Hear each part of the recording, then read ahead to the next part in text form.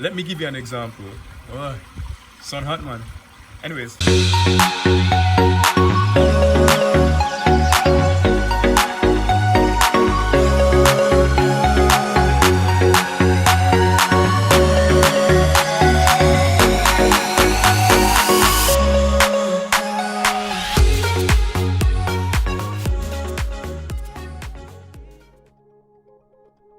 Hey everyone, and welcome to my channel. If you're new here, my name is Aaron Ballantyne and you're watching Life According to Aaron.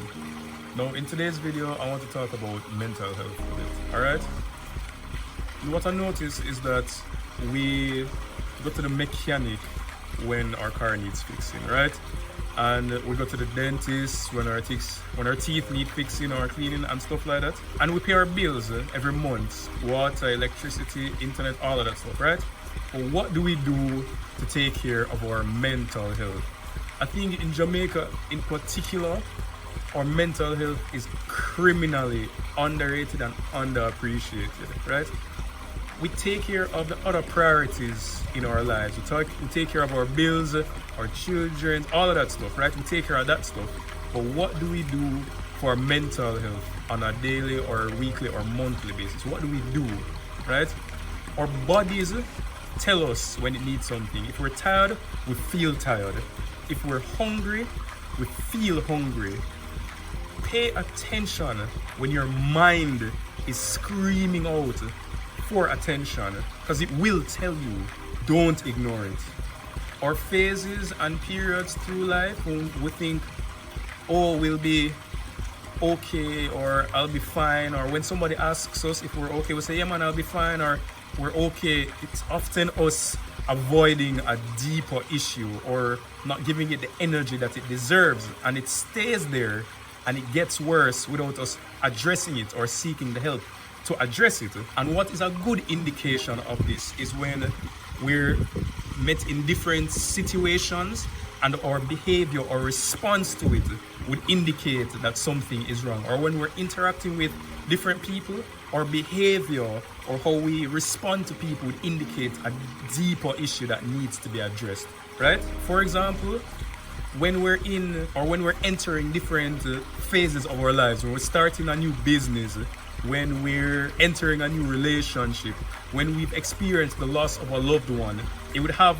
different impacts on our mentality, on our mental health. Some things we might have already developed the skills to deal with, but there are other things that we genuinely might not know how to navigate, and sometimes it might cause us to be affected negatively because of it.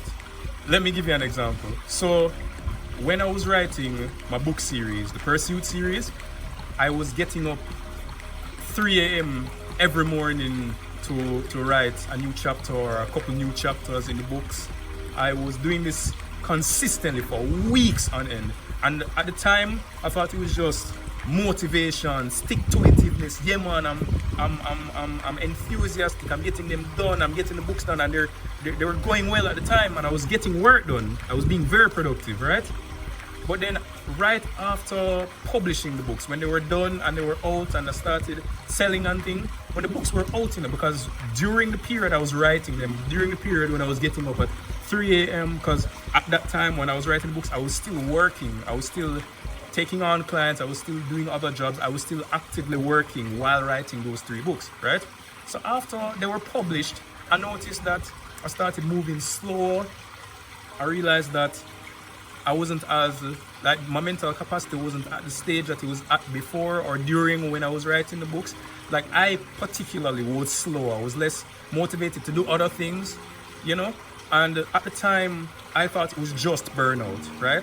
But I wanted to be sure because I wasn't in the same place mentally after having written the books that I was before, right? So instead of saying to myself, oh, it's just another phase, oh, it was just months of working hard and now I need to take a break, I wanted to be sure because I didn't want it to be a case, because the thoughts I was having and being slow and unmotivated, it wasn't like a week or two, it was for a month or a couple months after. So I said, you know what, let me actually take some action and seek help and see if this is a regular thing or it's something deeper. And I'm glad I did, because it indicated to me that I'm able to identify when these things come up, so that it's not a, oh, I'll be fine type of thing, or a sweep it under the rug. It was me actively seeking help, and it was helpful for me in the long run. So I said this to say, if you're to leave this video with anything, make sure that you prioritize your mental health, because it is important. No matter at what stage of life you're in at the moment, take your mental health seriously. Listen when your mind is communicating certain things to you, especially if you have a increase in certain thoughts or compulsions or impulses that you didn't before. Take it as an indication that, hey, maybe I need some outside help, maybe I need some external help, and then seek that help. Don't be too proud, don't be too set in your ways, don't be too skeptical. If it is that you're experiencing what you think you might need to seek help for, seek help. Listen when your mind is communicating with you. Don't ignore it. Alright? Thank you for watching this video. That's the end of it. Be sure to like, subscribe, share, all of the good stuff, right? But especially share, because if this video can help somebody else who may be going through something similar, then you really should share it with them. I would want you to share it with them. Alright? Again, thank you so much for watching, and I'll see you in the next video.